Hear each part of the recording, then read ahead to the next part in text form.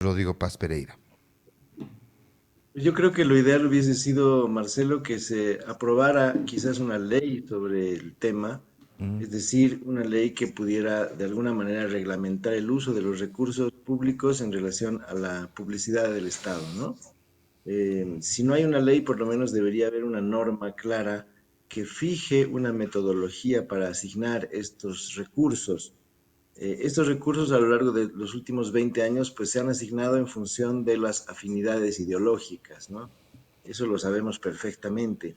Ha habido verdaderas fortunas que se han ido construyendo a partir del acopio, digamos así, de contratos de publicidad con el gobierno. Y creo que de alguna manera ha habido un sentido bastante discrecional, ¿no? En el momento de distribuir estos recursos. Me parece que el hecho de que deje de ser viceministerio es una buena noticia, indudablemente. La publicidad estatal no debería ser tan preponderante como lo ha sido en estos 20 años. Debería dejar de haber esa propaganda tan intensa, tan abusiva, ¿no? Que se dedicaba solamente a concentrar, digamos, la mirada de la gente en torno al presidente, porque en realidad era esto, lo que tuvimos en estos 20 años es un culto a la personalidad, el presidente aparecía en todas partes, en todos los anuncios, en todos los, en todas las vallas publicitarias, en todos los spots, y para lo único que servía era para eventualmente obtener algunos réditos electorales, ¿no? Yo creo que el Estado, que digamos, cliente de los medios en el momento en que tiene un departamento o una oficina encargada de asignar estos recursos, como buen cliente de los medios, Marcelo, lo que tiene que hacer es colocar la publicidad del gobierno en los medios de comunicación que tengan audiencia, que tengan rating, no a partir de criterios de afinidad ideológica, no a partir de premios o castigos, que es lo que se ha ido haciendo hasta este momento de forma tradicional, ¿no? Lo lógico es, Marcelo, que tú, eh, si estás comprando algo en el mercado, busques el mejor precio claro. y el mejor rendimiento. Eso es lo lógico. Es decir, tú vas a comprar una chamarra a la Justus y te vas a comprar la que no cueste tanto y la que sea de mejor calidad. Eso es lo que hacemos todos los consumidores. Y exactamente así debe proceder el gobierno, porque está utilizando dinero público para hacer conocer los trabajos y su gestión, digamos, los logros de una administración, que me parece legítimo hacerlo.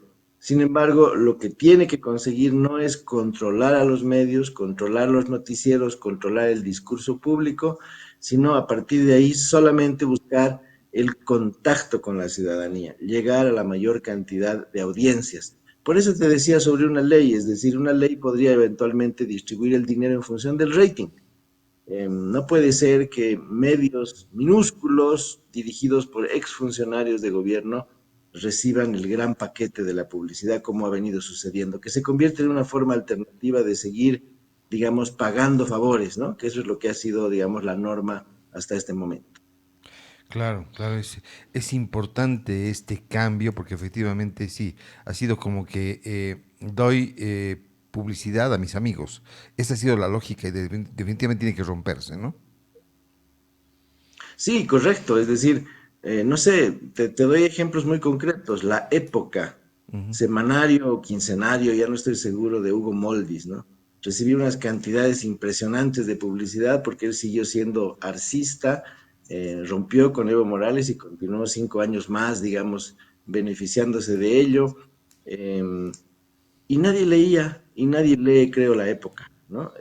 A lo sumo leeremos algo de pasadita en internet. No es un medio serio, no es un medio fuerte, no es un medio con capacidad para competir con otros impresos, y sin embargo no vemos, digamos, no estaba siendo desfavorecido o ignorado jamás por la viceministra Alcón, ¿no? Yo creo que una de las labores interesantes que podría hacer la nueva dirección es transparentar toda esa información, decirnos quién ha recibido a lo largo de todo este tiempo la publicidad estatal, para poder finalmente sacar conclusiones y tomar en adelante una política pública diferente.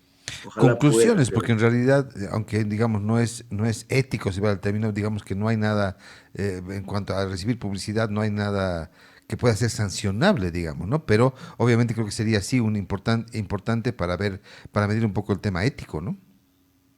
Correcto, correcto. O sea, no es un delito, ¿no? Mm. No Recibir es un un delito eso. contrato, firmar un contrato, pero es un contrato con el Estado, con el Claro, gobierno, y evidentemente a partir de ahí los investigadores en comunicación, pues deberíamos sacar conclusiones, como tú dices, es decir, ajá, entender por qué algunos medios sí reciben y otros no reciben. Em, y creo que también la política en estos 20 años ha sido entregar a la mayor cantidad de medios posible, solventar medios que prácticamente no existirían sin la publicidad estatal. Me parece que tampoco esta es una política adecuada. Repito, el único criterio confiable es efectivamente el rating. Sé que el rating es difícil de medir, ujú, que los medios en general han sido renuentes a medirlo de forma confiable, porque eso revelaría, digamos, sus debilidades, pero creo que hay que tomar criterios. Y hoy día las métricas, tú lo sabes bien, Marcelo, sí, están sí, muy bien construidas, es sí, decir, ya no es necesario hacer una mega encuesta para saber qué es lo que el público visita o frecuenta. Es muy fácil saber cuáles son los medios dominantes y entonces ese debería ser, repito, el criterio único, porque no veo realmente otro, no encuentro otro que pueda ayudarnos a tener una política transparente, confiable, verificable, que pueda ser efectivamente medida y pueda ser aceptada en consenso por la mayoría de los actores en este mercado, ¿no? Que es el claro. mercado del periodismo y de la publicidad. Hay un fenómeno en Brasil, ¿no? Que gente que digamos que ha salido de Red de Globo a periodistas, ¿no?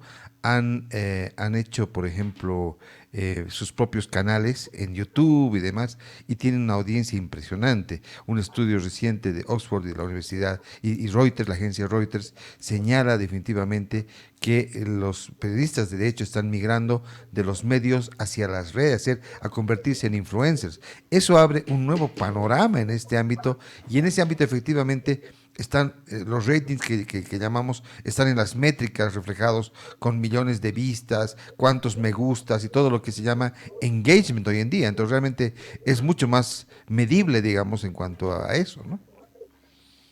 Y creo que en Bolivia también está ocurriendo. La mayoría de los periodistas que en algún momento fueron importantes han tenido la iniciativa de organizar sus propios emprendimientos.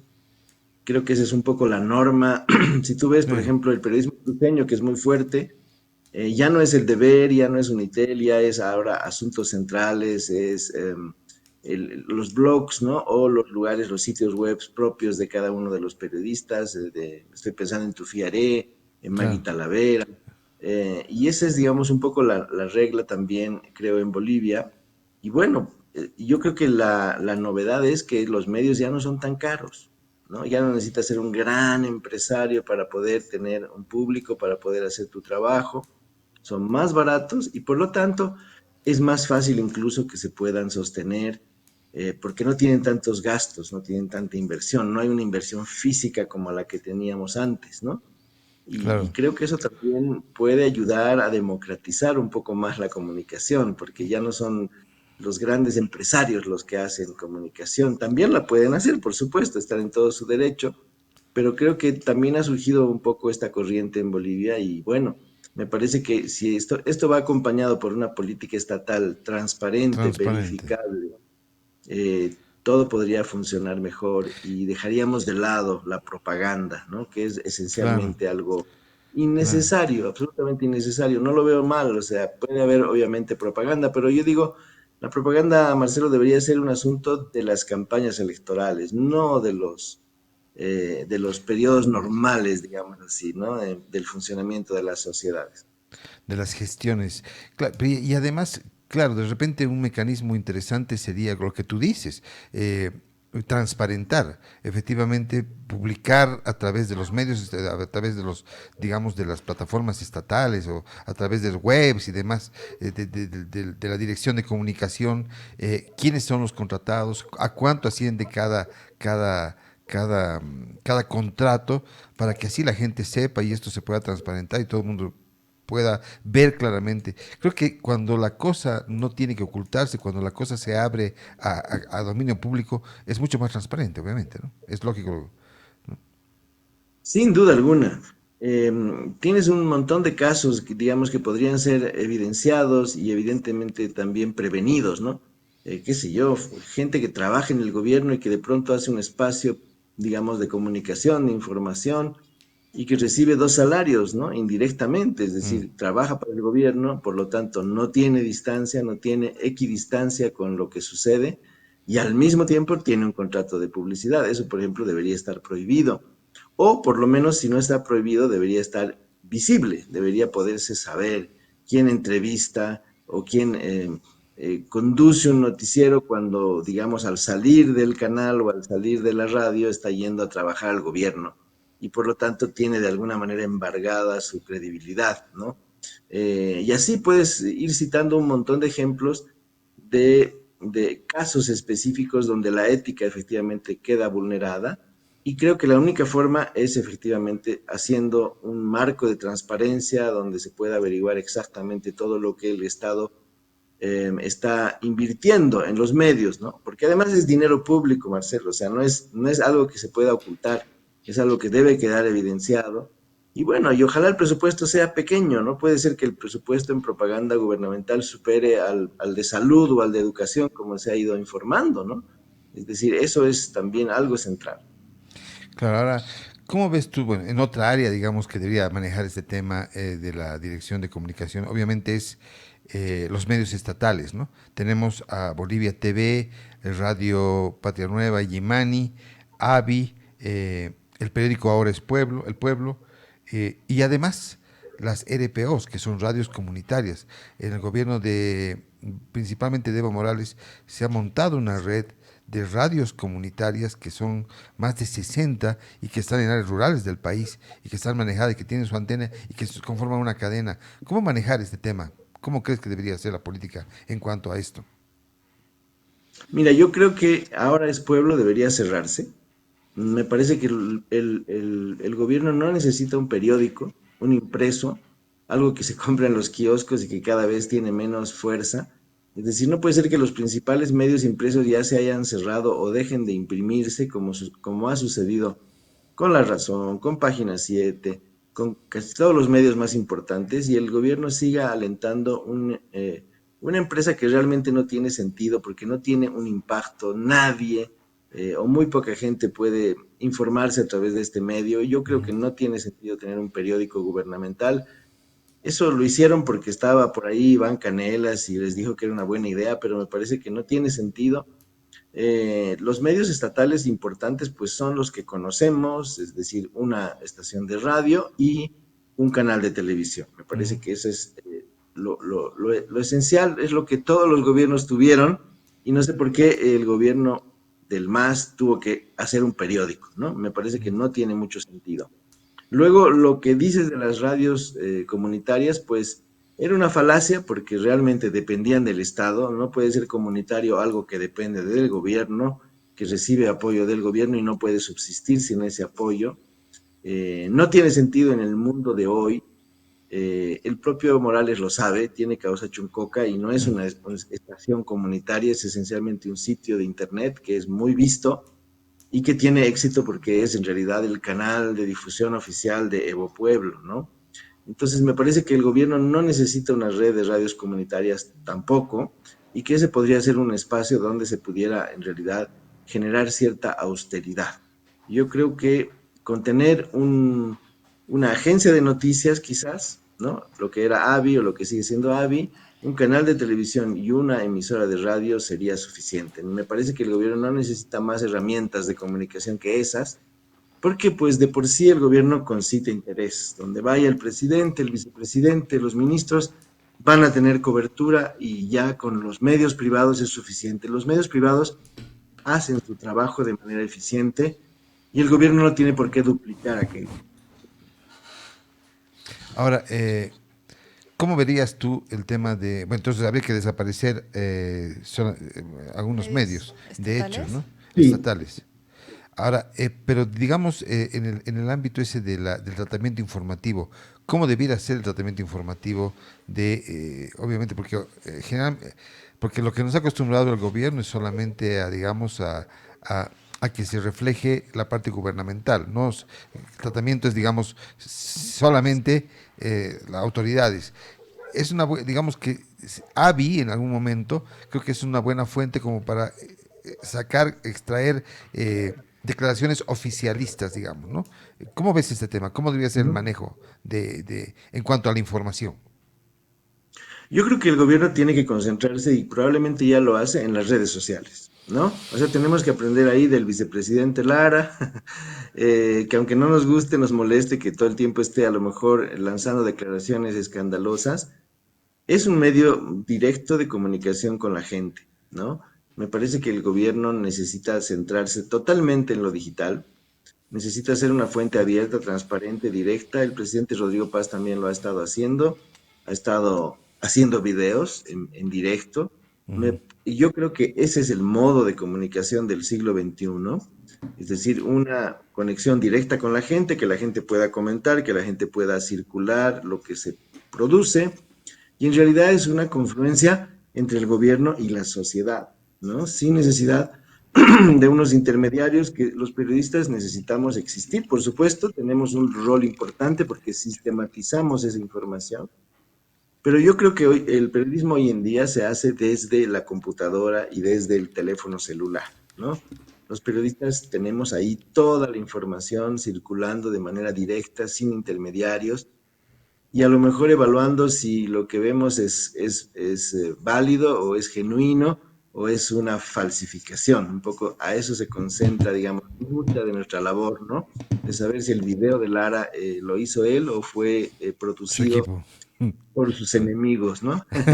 Como se podría decir. Entonces, bueno, yo creo que la cobertura de hoy, Marcelo, y tú lo debes comprobar, es ya desde tu lugar de trabajo, ¿no? Ya muy poca gente sale a cubrir algo, ¿no? De alguna manera yo lo viví cuando estaba en la agencia de noticias Fides.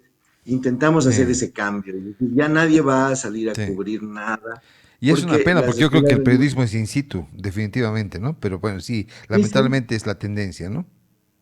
Pero mira lo que estamos haciendo Sí, ahora. O sea, yo estoy aquí en México, muy lejos de ti, sí, y estamos conversando como si estuviéramos ahí ahí, comiéndonos exactamente. una salteña, ¿no? Así es. Y realmente es eso, es decir, las distancias han desaparecido por completo y tú puedes ver digamos, todo lo que está sucediendo de manera directa. Y si hay un accidente de tránsito, van a ser los propios pasajeros del minibús los que van a hacer un Así es. video mucho antes que tú y tú vas a llegar mucho más tarde cuando todo haya sido ya retirado de la calle, ¿no? Y entonces eso es, y efectivamente lo que a veces echamos de menos es la posibilidad de preguntar de manera directa, ¿no? De hacer una entrevista, pero también eso se puede hacer in situ y la gente se conecta ya casi nadie va a un estudio de televisión, todo es por Zoom, y eso no está mal, la verdad no está mal, es decir, lo que estamos haciendo es acercarnos muchísimo y el gobierno tiene que hacer algo similar, es decir, ojalá todos los ministros puedan tener esa posibilidad. Ahora, los excesos de eso están evidentes también. Cuando Lara dice no me contestan las llamadas, Mm, eso me parece ya un exceso. Es decir, si no te contestan las llamadas, pues tienes que hablar con quien no te contesta las llamadas. El público no tiene por qué saber eso, ¿no? exactamente. Nosotros no tenemos por Lavar los qué, o sea, trapos no nos sucios en interesa. casa, tanto en lo político como en lo personal también, ¿no? Creo. Correcto. Sí, eso me parece un exceso. Gobernar con el teléfono en la mano Sí, no me parece bien, pero informarle a la gente en el momento en que las cosas están sucediendo, eso me parece fantástico, ¿no? Y varios políticos en el mundo lo hacen y lo hacen muy bien, ¿no? Van entrando a una reunión y te van diciendo a dónde están, quiénes son, manden saludos, ¿no? Aquí estamos en directo, se toman una selfie, eso mm, está bien, mm, porque eso aporta la transparencia. mm. Pero evidentemente ya cosas que no tienen ningún valor público, ¿no? Como que con quién anda tu esposa, eso no es necesario que aparezca en las redes. Claro, porque ahora todo se volvió, ¿no? Más viral, redes sociales, es desde la pandemia. ¿no? Incluso ya se Sí. está usando más, pero bueno, la tecnología también va avanzando y nosotros también nos tenemos que adecuar En a... años, poquitos años, vuela, ¿no? Así como que Sí, impresionante cómo sea, ha sido así como una ondanada, una cosa, ¿no? sí, Rapidísima. y hay que adecuarse Mm, también, ¿no? mm. A estos cambios, a la tecnología y a estos avances. Sin embargo, sí, en el tema de contenido, temas periodísticos, ¿no? Que se hace la cobertura, hay que estar en el lugar. Canal 7 ahora es Bolivia Bolivia Televisión. Televisión, Mm. ¿verdad? Siempre tiene un periodista que va acompañando al presidente donde esté, ¿no? Ya sea en territorio nacional o internacional, en diferentes viajes, eventos, cumbres, encuentros, entre otros. ¿Usted cómo cree ahora que debería ser ese trabajo? ¿Seguir de esa manera el tema del contenido, también la información, entre otros? Pues yo creo que la cobertura se ha descentralizado totalmente y ya no se necesita una persona especializada en asignar esa cobertura. Yo creo que los periodistas, más que dar cobertura a algo, es decir, más que acompañar al presidente o estar en el momento de los hechos, que no se descarta, por supuesto, puede seguir pasando, pero creo que los periodistas tenemos más la labor de interpretar las imágenes que ya están circulando. Es decir, difícilmente nosotros ya vamos a ser el origen de la información. Creo que los periodistas ya no somos el origen de la información, ya no estamos para movernos y estar presentes en el momento, porque va a haber siempre una persona con un celular en el bolsillo que lo va a hacer por nosotros y que va a publicar todo lo que se está viendo en ese momento. Es decir, hemos llegado a niveles muy amplios de transparencia. Y entonces creo que la labor del periodista hoy es agregar esos datos, juntarlos, darles un sentido, darles una perspectiva, hacer un contexto, interpretar lo que estamos todos mirando y darle, digamos, un valor agregado, ¿no? En el momento en que, pues, somos personas dedicadas a la información, que estamos súper bien informados, informadas, ¿no? Que tenemos, digamos, una especie de adicción a conocer los hechos de Mm, manera inmediata, ¿no? mm, Esos mm, somos los mm. periodistas, o sea, personas completamente locas que no duermen, que no descansan, que no se distraen ni un segundo y que están continuamente conectados, ¿no? Y ese es nuestro servicio, nuestra función específica dentro de la sociedad, ¿no? Creo que eso sí es algo que es indispensable y que no va a desaparecer. O sea, necesitas gente que esté realmente sobre los hechos, ¿no? Pero ya no informando, ya no entregando la información así como viene, que eso ya lo pueden hacer todos los políticos o cualquier ciudadano de a pie, sino más bien agregando información, ¿no? Dándole, repito, un contexto, explicando a la gente qué es lo que está ocurriendo concretamente y cómo funcionó eso hace 10, 20 años, cuáles son los elementos que hay que tomar en cuenta y conectando puntos, ¿no? Que eso es lo que a veces, pues eso no lo puede hacer efectivamente un ciudadano, ¿no? Y creo que esa es un poco nuestra labor y bienvenida sea, porque realmente eso nos da una condición, digamos, muy especial a los periodistas. Rafa, ya para terminar la entrevista o en la recta final, quisiera preguntarte algo que ya hemos hablado de, sí, digamos, de medios estatales, de todo eso, pero creo que estamos hablando ya de periodismo y es inevitable no tocar la inteligencia artificial en el periodismo. Y yo no creo, definitivamente, que la inteligencia artificial pueda reemplazar a un periodista por todo lo que acabas de mencionar. Pero ¿cómo ves este desafío y además desde, creo que también eres profesor, cómo estás enfocando eso en las aulas universitarias para los nuevos periodistas? El otro día me encontré con mucho cariño, yo he dado clases en la UPB y he encontrado a un alumno ya como encargado de redes sociales de un medio de comunicación, de Red Uno, y me ha alegrado mucho. ¿Cómo ves, pero este tema de estas nuevas generaciones, del enfoque y lo que tiene que ver con la inteligencia artificial? Pues creo que tiene mucho que ver con lo que hemos hablado aquí en nuestra conversación, Mm, porque efectivamente la inteligencia artificial te permite enriquecer tus fuentes, ¿no? Creo que ese es su principal aporte. Es decir, tú le pides a la inteligencia artificial que te haga algo que tenga un procesamiento más sofisticado, ¿no? De lo que habitualmente podías tener cuando tenías un buscador, ¿no? ujú. Es decir, antes de la inteligencia artificial tenías un buscador y podías acceder a muchas fuentes. Hoy el buscador se ha convertido también en un redactor. Es decir, tú le puedes pedir que te haga un diagnóstico, ¿no? De lo que ustedes están diciendo, por ejemplo, lo que acaban de contar un poco, que hay mayor tensión en La Paz por el tráfico, por el caos vehicular a ciertas horas, ¿no? Eso que ustedes estaban conversando sobre la vida cotidiana, lo puedes plantear también a la inteligencia artificial y a lo mejor te va a dar muchos más datos. O sea, te va a buscar los datos, pero además te los va a redactar, te va a elaborar un informe, te va a decir a lo mejor cómo ha evolucionado el tráfico en La Paz en los últimos años, qué es una hora pico, si las horas pico han cambiado, en fin, ¿no? Es decir, todo lo que está disponible te lo va a elaborar y te lo va a interconectar. Entonces vas a tener un producto ya acabado, digamos, apto para el consumo, ¿no? Entonces parecería que ya la labor del redactor en sí ha desaparecido, ya no tiene tanta importancia. Entonces creo que lo que ahora los seres humanos vamos a hacer, dado que hay la inteligencia artificial, más que apagar el teléfono y reprimir el uso de la inteligencia artificial, hay que más bien alentar ese uso y nuestra labor será leer esos datos y darles, digamos así, la confiabilidad que requiere, ¿no? Porque la inteligencia artificial también es un proceso de retroalimentación, va aprendiendo de sus propios errores, va, digamos, se va desarrollando, va evolucionando por sí misma, ¿no? Eso es lo que nos estamos enterando, ¿no? Que Sorprendiendo, además, puede ¿no? corregir sus errores, que puede decir, no, la próxima lo voy a hacer mejor, no tengo todas las fuentes, es decir, es algo evolutivo. Y tiene que ver un poco también con, por ejemplo, el WhatsApp. Cuando alguien escribe en el WhatsApp, hay palabras que usa más que otras. Y el WhatsApp aprende de nuestro vocabulario y entonces ya le resulta más fácil entender qué es lo que queremos escribir, porque ya nos conoce, ¿no?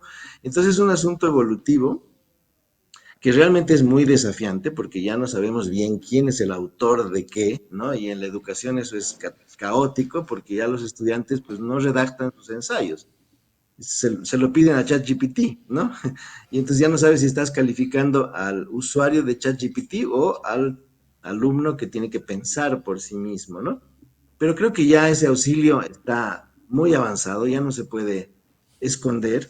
Y lo que hay que hacer es ser buenos lectores, lectores de lo que la inteligencia artificial produce y ser muy exigentes con lo que nos entrega, exigiendo cada vez más de eso, ¿no? Claro. Pero creo que sí, o sea, es un auxiliar de la mente que no podemos ya dejar de utilizar y dejar de aprovechar. Ya no está, ¿no? Rafa, qué charla más interesante. Muchísimas gracias. Ojalá que se repita pronto. Por favor, vamos a estar contactándote hasta México y utilizando la tecnología, que es lo que tenemos que hacer hoy en día para poder conversar aquí como si estuviéramos comiendo una salteña. Un abrazo y muchas gracias.